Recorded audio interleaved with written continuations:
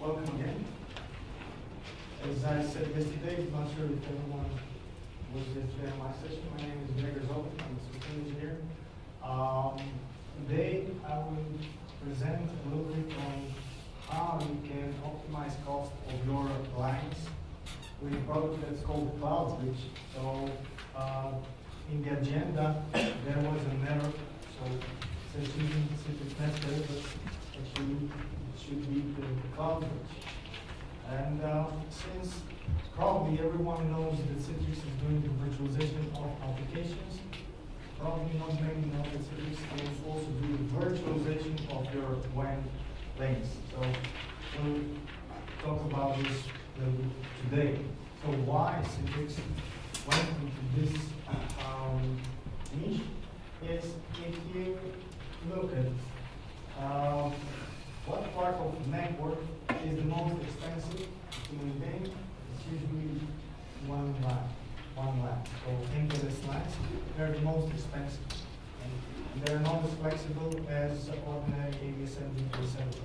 By the way, is there any networking engineering in this audience? Anyone doing network? 2.5, let's say. Okay. So the rest pay close attention because you will need to tell all this to your network. So hybrid WAN is currently what companies in general are looking at. So what is hybrid WAN? Hybrid WAN is a combination of MPLS lines and ordinary internet lines to be used in production.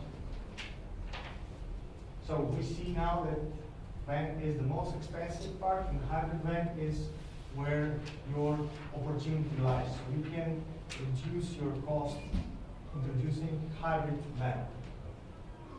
So a little bit about CloudBridge, and then we'll go back to the WAN, hybrid WAN, things like that. So there are 3 editions of CloudBridge. So it's the same hardware, capable of running 3 editions and software as well. So virtual WAN edition, which combines all the links as you'll see later. WAN optimization, so this is not something new. We're also packet De-Duplication, traffic flow, etc. An enterprise edition that combines both worlds. So optimization. So what is optimization? So we can optimize one single line. We put CloudBridges on both sides. So usually this is branch and headquarters, and all the traffic that passes to the branch is optimized.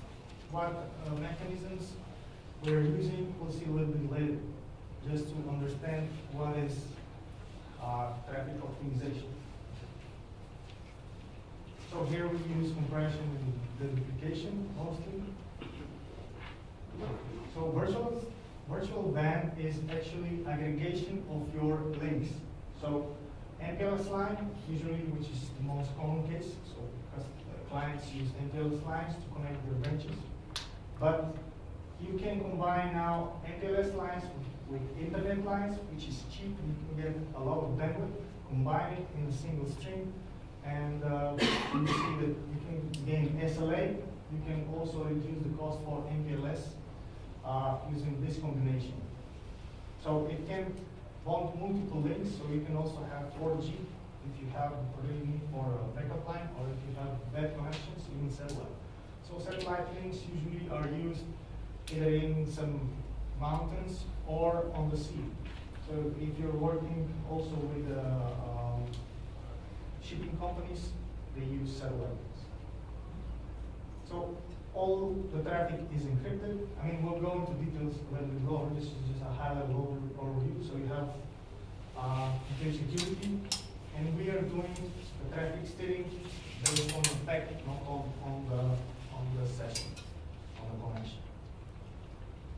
So Enterprise Edition adds both. So optimization online, compression and duplication, plus link aggregation. So you can get the best of what's possible with our CloudBridge. So for this, I'll show you a little demo. Demo is recorded, and it was presented live on our partner event by our management. And I find it quite interesting. Let's see how to get this one a little bit closer. So, this demo will explain what is virtual WAN. Systematically taken everything Can you hear that's me? of importance, and we have put it on the other side of the line. So now this line needs to be much more thicker. I need to have much more bandwidth in my link, and it needs to be much more stronger and resilient. No matter what, I need a line, especially when I'm trying to conduct business. I need a line that's going to withstand all tests. I need a line that's going to be there. So instead of talking about it, why don't I show some of this to you? I have with me over here Shoaib. Shoaib, what do we have here? Well, we have the entire citrix story right here. On this laptop, I'm in a ZenApp session, and I am launching a published Skype application. And then this is going to use the HDX real-time optimization pack. And I'm going to use that to call Scott, who's obviously at a remote location. And we're seamlessly and securely delivering this solution across our SD-WAN technology. Good morning, Sharon. How are you? Hey, I understand you're working on the net. Just one remark before we start with the DC1. Here, this is the dashboard of virtual WAN. So here we can see 3 links from data center, internet links, and MPLS links. And this is the remote links of connection. So these 2 guys are connected over 3 links.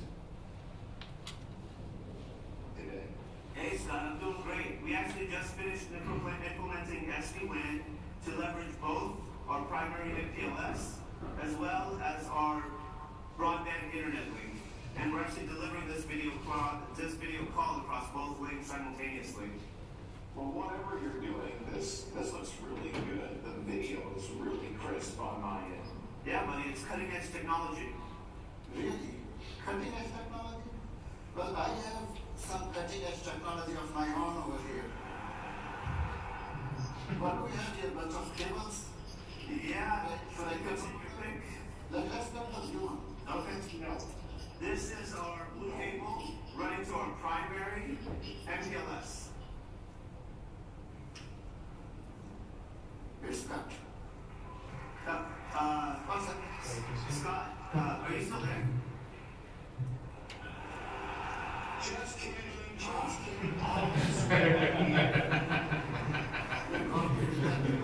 This is fun, man. I want to make the other control, but I will make the other one. This white one runs to our broadband internet. No, please don't, please. Oh, Wait a second. How did that happen? Well, the connection stays up and active. What we did was we set up a backup last resort 4G connection. So now Skype runs across that. I see.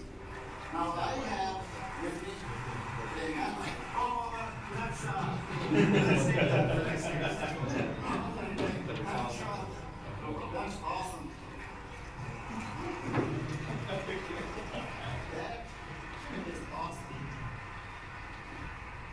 Okay, so that is all about it, right? So that's the virtual WAN. I think that now you understand the principles, right? What we try to achieve with it. So first of all, you can have a better link capacity when you introduce also along with the MPLS line, internet line in your environment, and use it in a secure way. And you can decrease MPLS line speed. So a little more about this, what you've seen, what's behind it. So real-time measurement. So when we have CloudBridge virtual WAN, so it will actually measure the conditions on the lines. Right? So first of all, it can create UDP tunnel over both lines. So, and you specify, do you want it encrypted? Of course, if it's internet, you want it encrypted. If it's MPLS, then you might not need to encrypt it. So it can decide on the fly. You can specify this. So it will measure path in both directions. So that means that it will know through which path to send the packet. So packet might come from the data center to the branch over MPLS, but in fact it might be faster if the packet flows through internet. So it might be what it may seem asynchronous routing, but routers don't see this as asynchronous because CloudBridge opens connection between them only on a single port. So what your routers will see, it's only single port. All the traffic will flow through this UDP session. So it either encapsulated or no. So as I said, it will select the link that's the best for your application, for your packets. You can specify actually if you want which line to be used. For example, if you have backup and there is a lot of data, usually MPLS line is quite thin for such a big backups. You can specify that backup will always traverse the internet. So if internet is down, it will not ingest the MPLS line. So there is some logic also integrated. So there is an option for packet duplication. So if you have two lines or more, you can say that packet needs to flow through both lines, to both paths, and of course the first one wins, the second one is discarded. When this is used when you really need to be sure that the packet comes to the other side. So mostly it's used in our deployments with VoIP. So if you have Skype, Cisco Call Manager, etc., you can duplicate packets. So if you lose a line, you still have it on the other line. And if you lose packets, so for example, you have two internet lines, no MPLS line, it's a better chance that this packet will come on the other side. So what is dynamic path? So if we talk about VoIP, so how VoIP works is peer-to-peer communication. So if you have MPLS lines to your branch, from branch to your office, it will, so if user in this branch wants to call this user, so the packet needs to flow to MPLS to main data center, then it's routed back to another branch. So this may add a lot of latency, depends on your networking topology, but what we can do with CloudBridge is connect them directly through the internet line. So it doesn't, so the packets won't flow through MPLS, but they will go through internet because there is a chance that there will be much less hops in between, and you will have much better performance. And also, you will decrease the load on your MPLS lines. Dynamic path bonding, so we can bond lines in order to achieve more throughput. Right? As I mentioned before, we have a real-time measurement. So we, not only that we measure the latency between, so send a packet, as a TCP logic, and see when it will come back, come back or do the ping. We actually measure the quality of the line. So you can also specify if the line drops to 500K, for example, then switch over to another line. So it's a smart measurement. So it's not only packets can come through, but there's a lot of latency sometimes, packet loss. So the quality of line is measured. So we can understand better how much throughput those lines have. You can assign priority for your applications. So for example, for some file sharing, you can use MPLS because we know it's a low latency line with zero packet loss. And if you put it to internet, there might be a packet loss, and the protocol is for SMB, for example, is not made to traverse long distances. And you say that MPLS, for example, is its primary line, and internet is secondary. And you can do, as I mentioned, backup, for example, or FTP and other things through internet. But if line falls, everything can fall over to another line. Okay, this is spreading across multiple links. We'll see how this looks. So we have MPLS line and we have internet line, ADSL line. We can say that we will bond it in a single stream, in a single line, virtual line, And that's where we get from, let's say, 3.8 and 1.4 megabits. So we can get over 5 megabits throughout throughput combined. Right? So usually what we see is low bandwidth, low latency MPLS line, which really costs a lot of money to upgrade, for example. And then we can see ADSL lines that go 100 megabit, for example. So with 100 megabit, you would have much more combined throughput, right? And this 100 megabit line will be much cheaper than your 1 megabit MPLS line. So you can really decrease the cost, or if you want to broaden, because there's more and more not enough bandwidth available. So with this, you can really have as much bandwidth as you need. So application SLA or QoS, we can apply some QoS on the appliances. So that means that you can specify what applications have priority if there is not enough bandwidth available. So there are 3 categories by default. You can, of course, specify your own. And this is just an example. So real time, it's multimedia, so VoIP video conferences. So as you can see for VoIP, we decided to duplicate it, so both lines will be used. For the rest, there will not be no duplication, but there will be failover mechanism for some. But they have lower priorities. So this is all in the CloudBridge. You don't need to do this on your perimeter routers, because your perimeter routers, as I said, will only see a single stream on one UDP port. We can do this on a destination, source destination IP port, TCP, UDP, and DSCP if you use it in your environment. Application optimization, so that's not the virtualization part. So this is what we can do with the flow itself.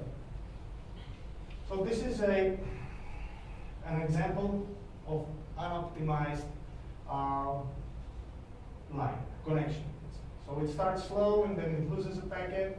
It decreases the window to half and then slowly increases, etc. So it can be really up and down, like a saw.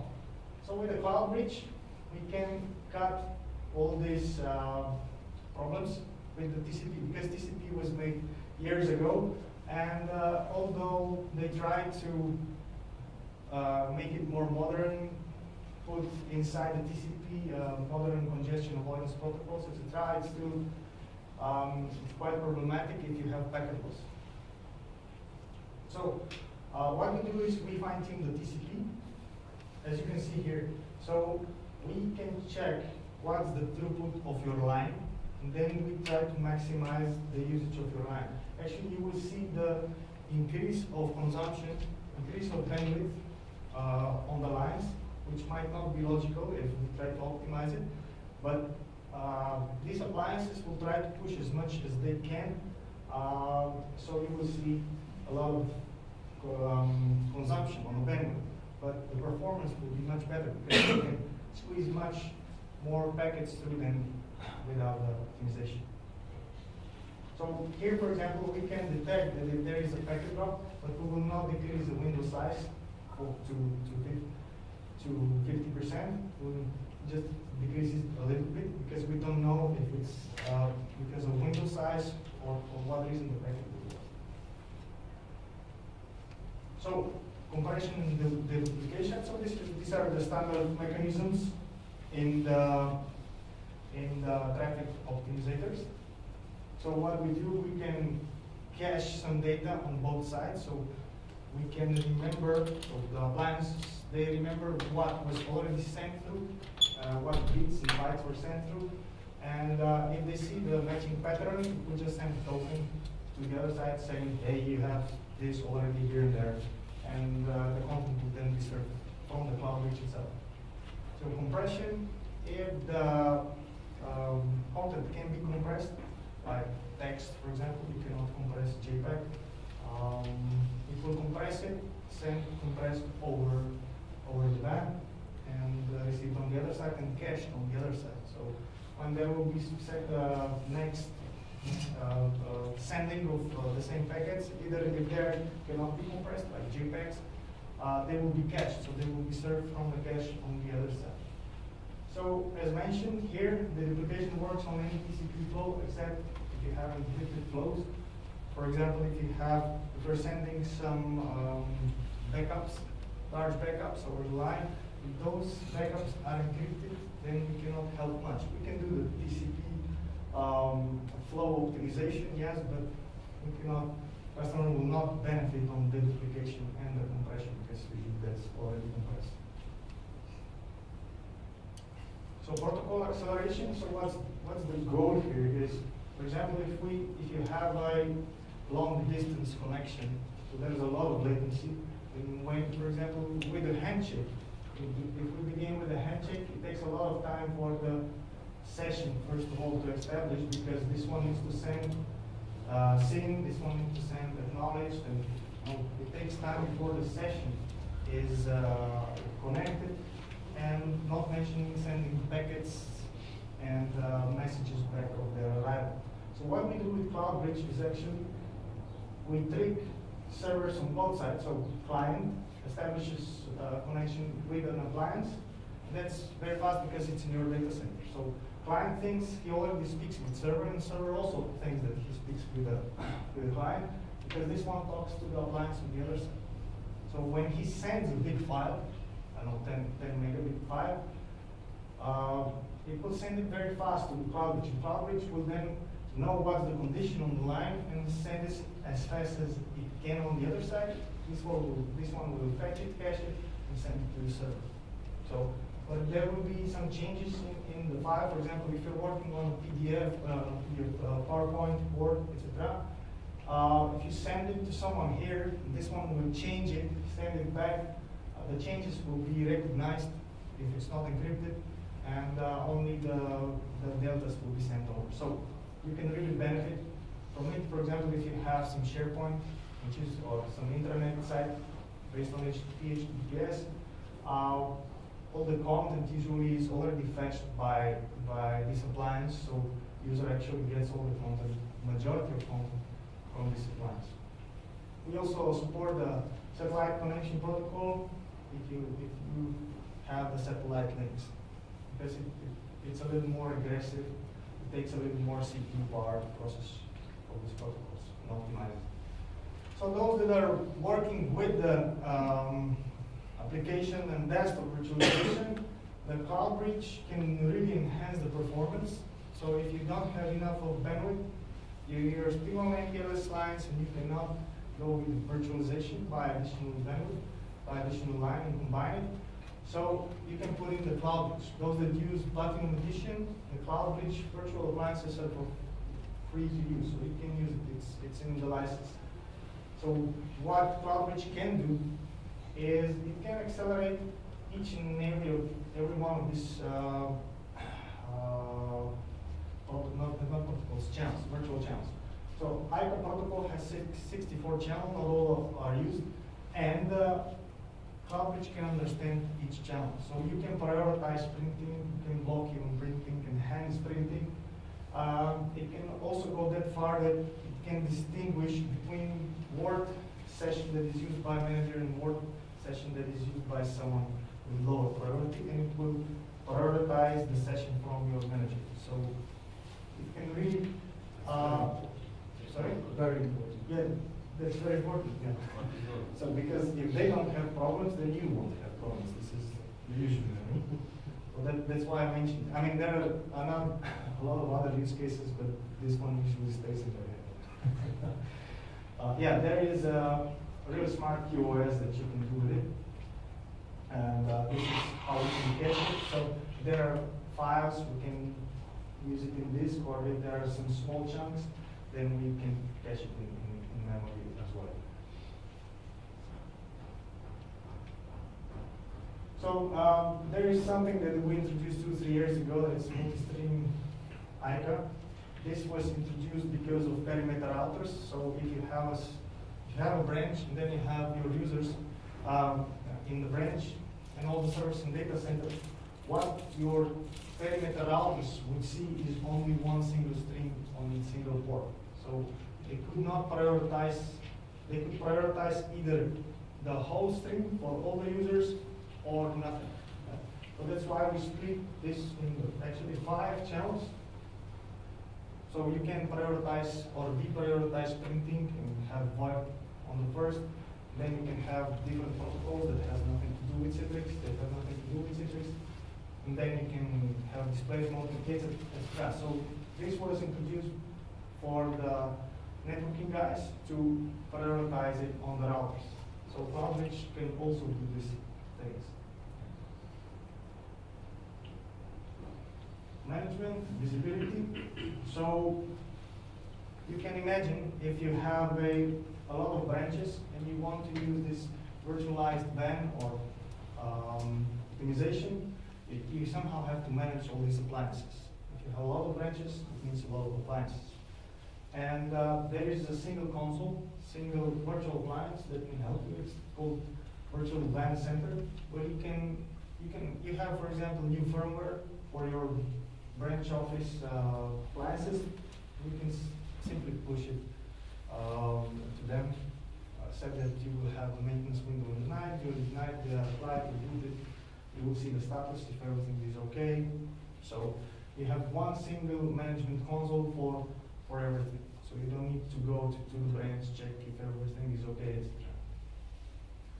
This is just print screens from how it looks like. So we will now unify. So everything will look like this.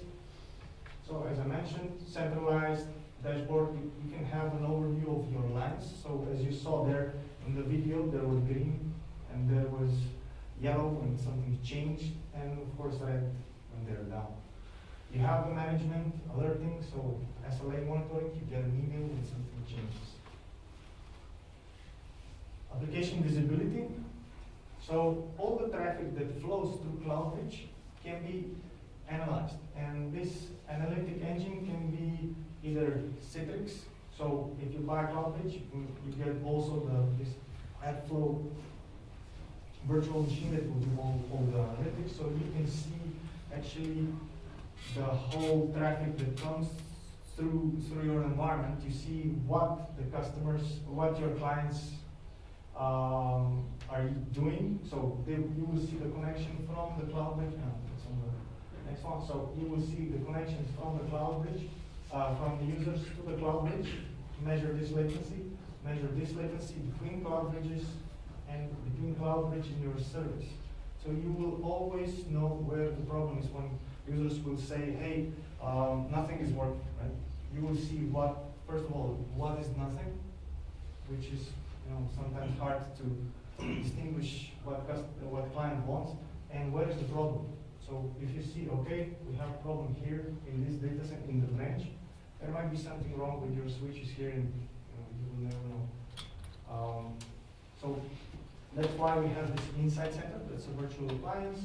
You can put on any of your hypervisor and you get some monitoring. So this monitoring can be on per application basis or per protocol, or if it goes through the CloudBridge. So what can we see? So the user experience, we can actually measure.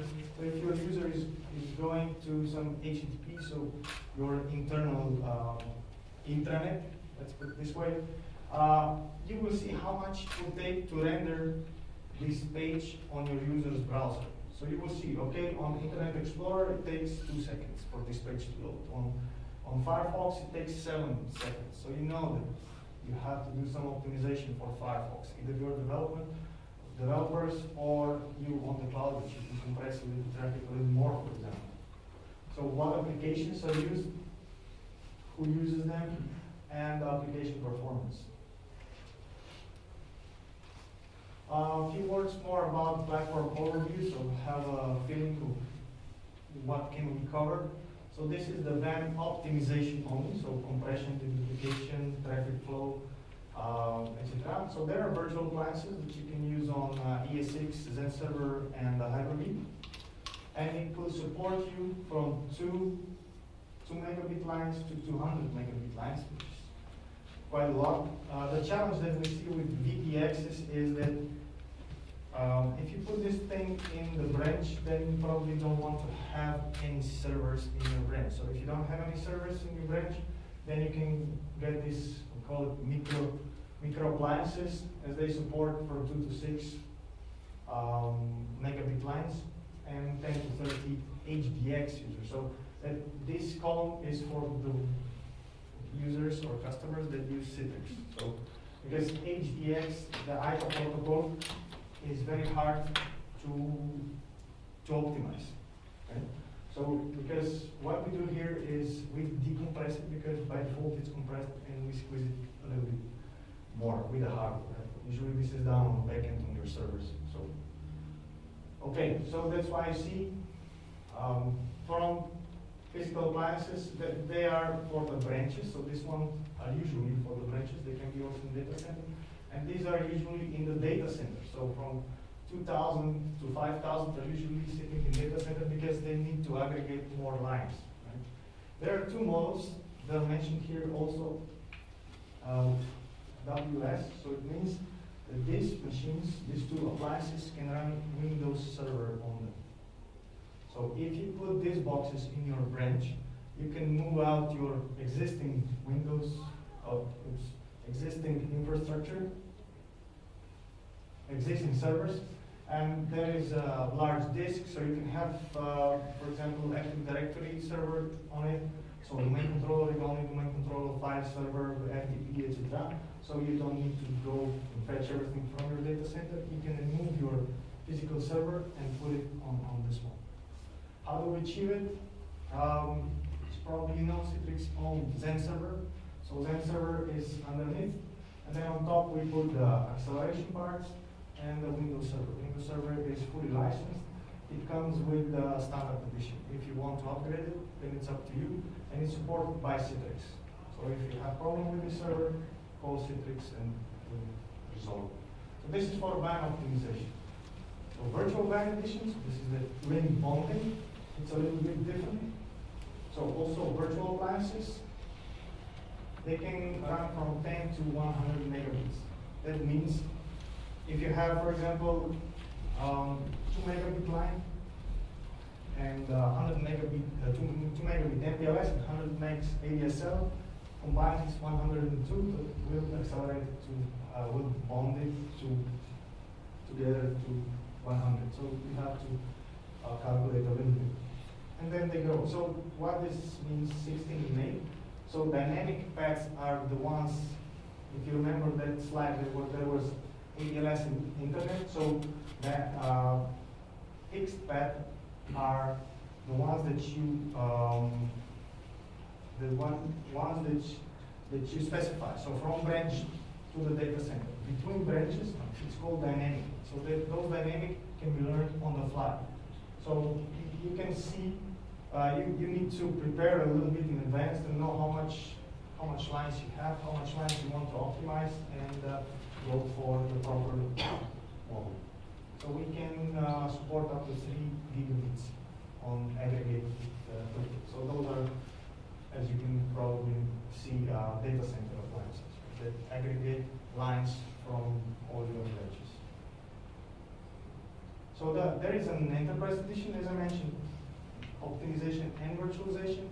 So best of both worlds. We have 2 appliances, 1,000 and 2,000 model. So if you want to optimize and aggregate, those are your options.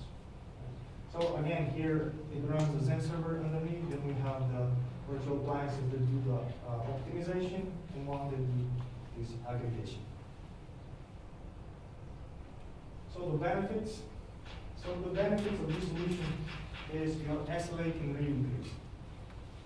Because if you bond few lines, it's really small chance that all 3 will fail. And even if you have, for example, APLS and ADSL, you can still have 3G or 4G as a backup. That one will rarely fail. You can get more bandwidth, but lower your cost. So the cost of MPLS lines, as you probably are aware, are quite expensive. And if you want to upgrade the line, it gets even more expensive. And if you use international lines, it's really expensive. So if you have international lines, you can get more bandwidth for lower cost. Excellent user experience. Why? Because you will get more bandwidth. You will not have you'll have much less congestion, and with the optimization, we can really squeeze more in your existing lines. So as far as deployment is concerned, the optimization part is more or less plug and play. So you connect it and you see what traffic flows, and then you just fine tune it. For the virtualization part, you just need to specify what links you have, QoS, what applications you have, where they're going, and that's it. So you can deploy a single branch, a single solution in a day. Once you get more experience, it's really easy to deploy. So in terms of time and so price performance, it's really good, I would say. So also, you can always turn to our partners or to our distributor to get some ROI analysis. We have a tool which will give you actually the cost analysis of what you have now and what you can have with the introduction of this virtual LAN. And this is more or less what I had to say. If you have any questions, today I don't have any mouses. So if you have questions, shoot. If you're shy, I'll be still a few hours at our booth. Yeah? Okay? Then thank you for your time.